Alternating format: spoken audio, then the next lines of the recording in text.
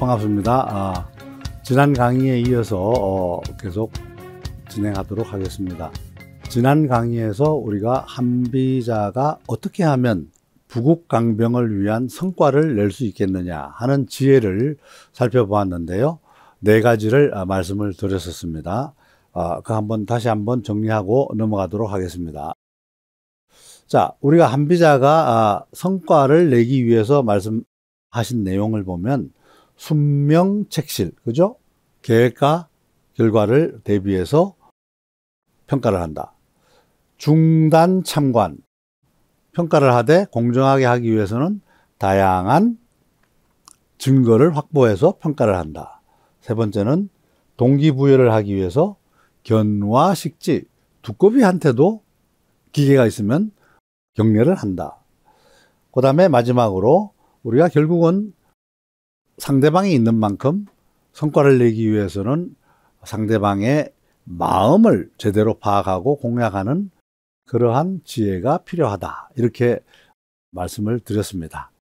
자, 이번 강의 시간에서는 마지막 5번째 지혜로 우리가 이 부국강병을 제대로 만들어내기 위해서는 결국은 공공의 이익을 우선하는 공의가 중요하다.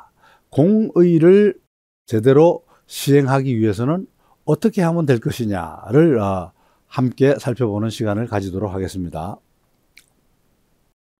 우리가 공의, 사의 이런 얘기를 합니다. 어려운게 생각할 필요는 없고요. 공의라는 것은 공공의 이익을 가장 중시하는 그러한 원칙을 얘기합니다. 사의는 뭡니까? 사사로운 개인의 의로움, 개인의 신념을 우선하는 그러한 원칙을 얘기합니다.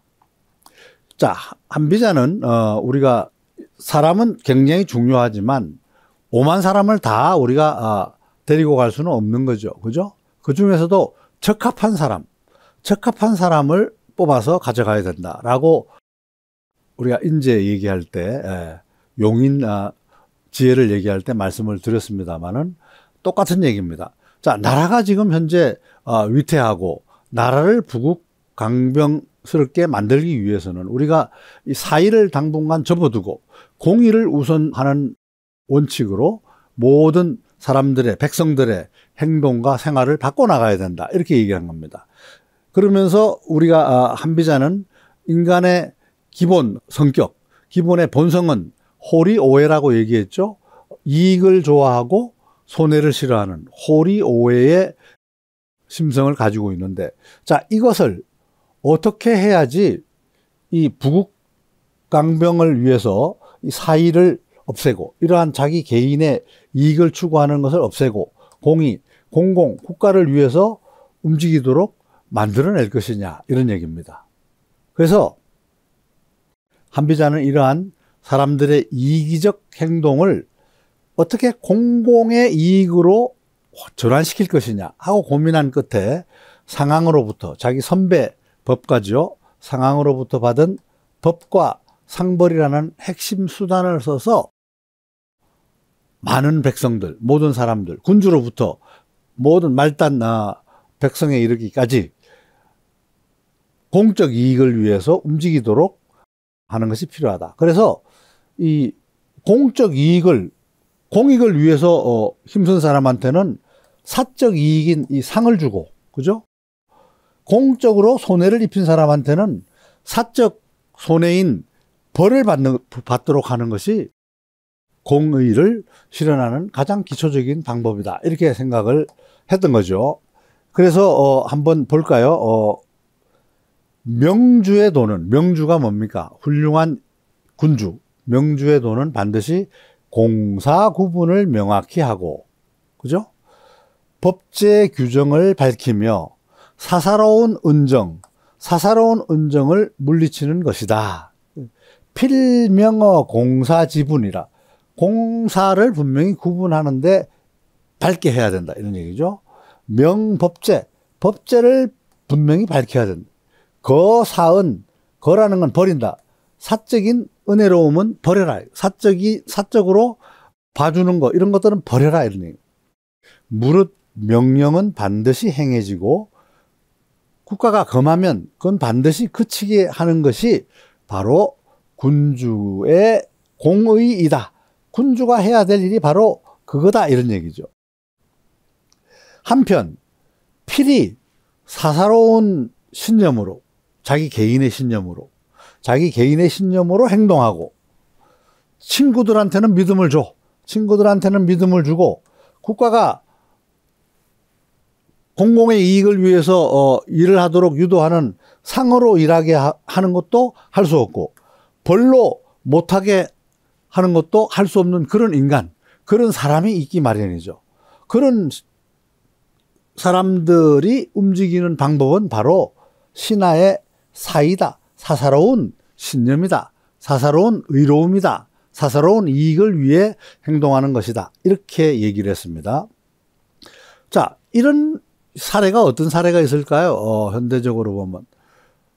이 당시에 이 사의를 추구하는 핵심 부류로 우리가 전번에도 말씀드렸습니다. 오두 다섯 종류의 좀도둑이라고 말씀을 드렸죠. 뭐 유가라든가 유세가라든가 그다음 대검자 협객이라든가 그다음에 바로 왕 옆에 있는 근친이라든가 상공업자라든가 이런 사람들은 국가의 공공 이익을 위해서 일하지 않고 그냥 혓바닥으로만 관직을 얻으려고 하는 그런 부류다라고 한비자는 판단했던 거죠. 그런 사람들은 이 당시에 어려운 국가를 일으키기 위하는데 도움이 안 된다고 본 거죠. 자, 이러한 사의로 행동하는 유형으로 요즘 우리가 언론에서 봤던 여호와의 증인, 이 양반들은 군대를 안 가려고 그러죠.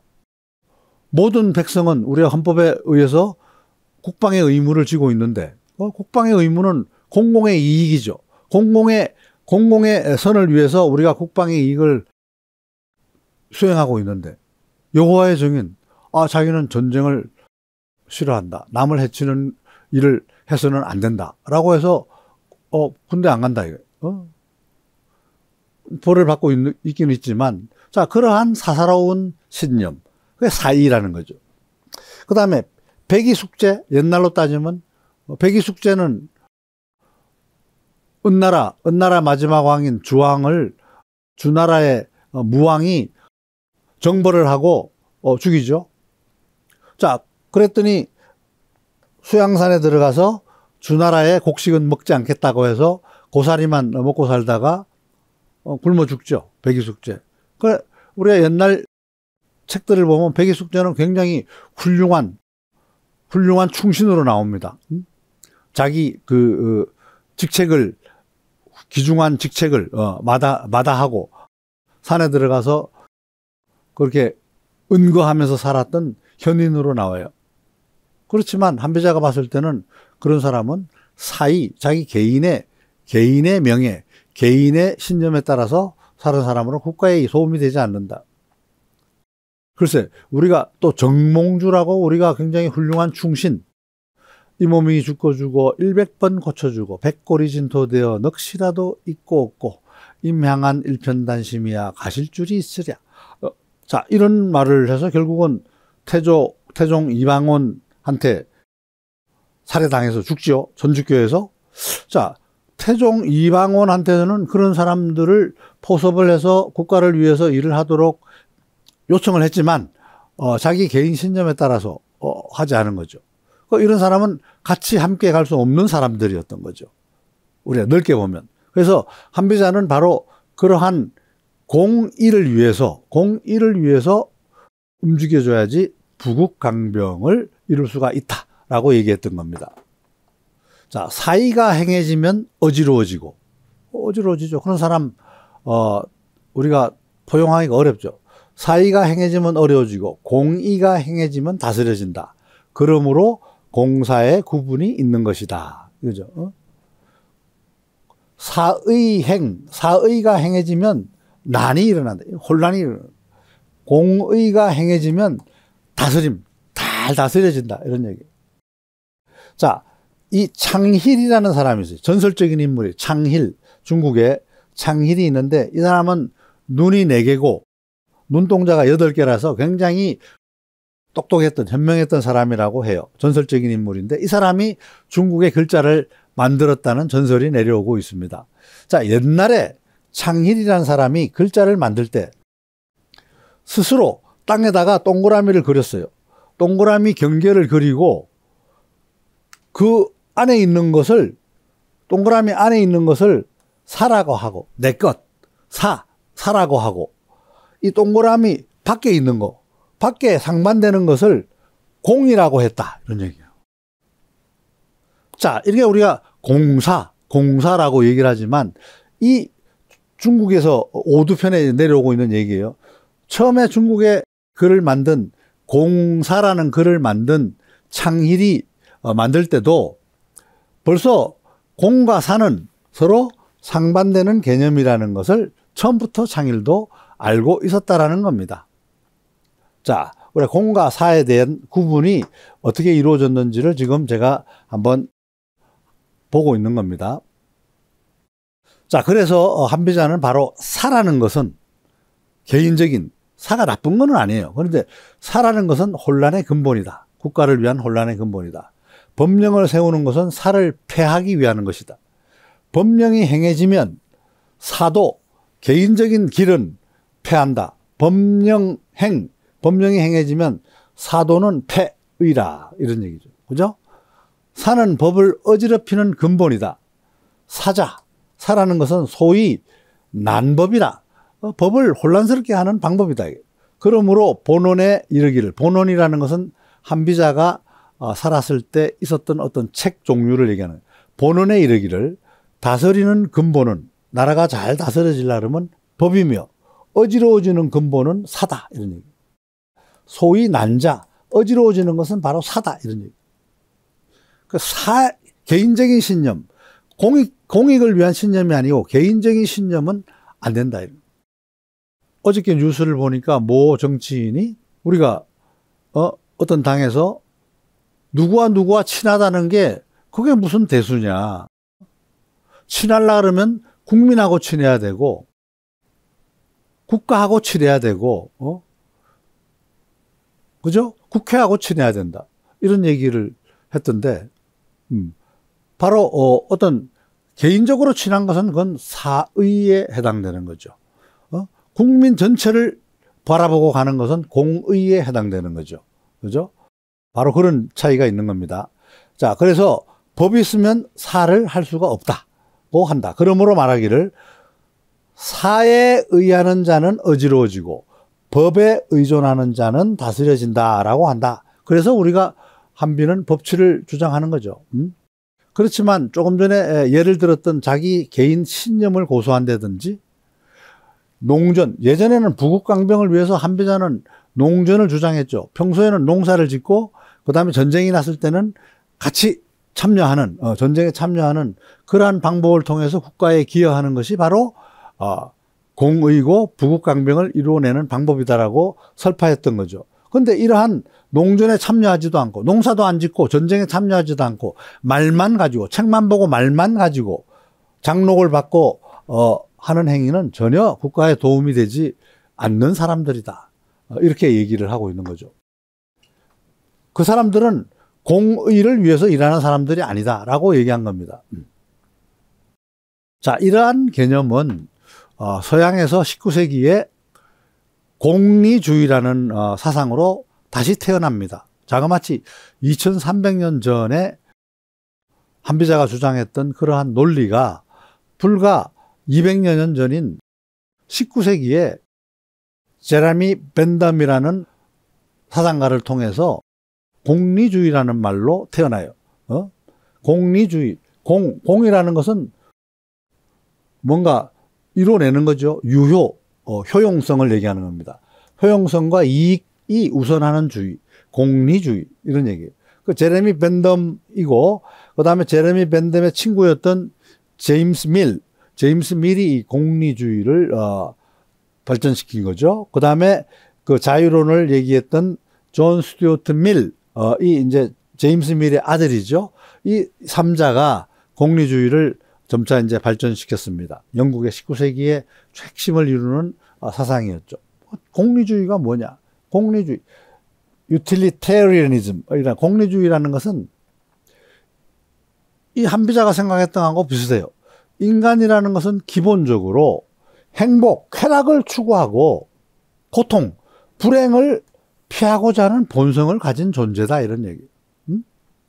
그러니까 자, 뭐가 좋고 뭐가 나쁘냐는 바로 이 사람들이 필요로 하고 있는 쾌락, 행복을 증진시키는 행위를 했으면 그것은 훌륭한 일이고, 사람이 싫어하는 고통과 불행을 일으키는 행위를 했으면 그것은 나쁜 거다. 선악의 판단 기준이 바로 결과론적인 이러한 효용 가치를 가지고 얘기를 한 겁니다. 그리고 행위가, 내가 한 행위가 옳고 그른 것이냐, 그 행위도 결과인 효용, 그것이 사회에 전반적으로 얼마나 큰 효용 가치가 있느냐를 가지고 결정한다는 거죠. 자, 그러면 자, 독재자, 많은 백성들을 압박하는 독재자를 누가 죽였다. 그러면 살인이죠. 살인인데, 자, 그것은 이 공리주의 입장에서 보면 선한 행동이었을까요? 악한 행동이었을까요? 물론 결과를 따져봐야 됐습니다. 그 악한 군주가 죽음으로 해서 수많은 백성들의 행복과 즐거움이 증진됐다 그러면 그것은 선한 행동이었죠. 살인이지만. 자, 우리가 산에 눈이 왔던 산에 고립해서 한 팀이 고립을 당하는 바람에 오랫동안 한 달 넘도록 먹지도 못하고 갇혀 있다고 합시다. 거기에서 누가 한 사람이 병이 나가지고 죽을 수밖에 없는 상황이었어요. 그랬을 때 나머지 사람들이 살기 위해서 그 사람을 죽여서 그 사람 고기를 같이 나눠 먹는, 인육을 나눠 먹는 행위를 했다고 했을 때 그것이 과연 올바른 행동이었는지 또는 그런 행동이었는지 이런 거를 판단했을 때 이 공리주의적 입장에서 얘기를 했다 그러면 어떤 소수의 희생으로 다수의 행복, 다수의 만족감, 쾌락이 증가됐다 그러면 그것은 올바른 행동이었죠. 합리적인 행동이었죠. 그러나 도덕적인 관점에서 우리가 판단한다 그러면 그것은 잘못된 행동이죠. 사람을 죽인다는 행동은 잘못된 행동이죠. 자, 이와 같이 공리주의적인 사상이 불과 200여 년 전에 영국을 중심으로 활발하게 나왔던 거죠. 이 다음으로 나온 것이 결국은 자유주의라는 우리 사회의 사상이죠. 자, 거기까지는 또 깊게 들어가면 시간이 걸리니까 넘어가고, 이러한 공의 사상이 공리주의적 사상과 연결될 수 있다 하는 말씀을 제가 드립니다. 자, 묵자와 한비자. 묵자도 바로 공의와 공리주의를 주장을 한 바가 있어요. 그 대표적인 게 겸상의 교상리예요.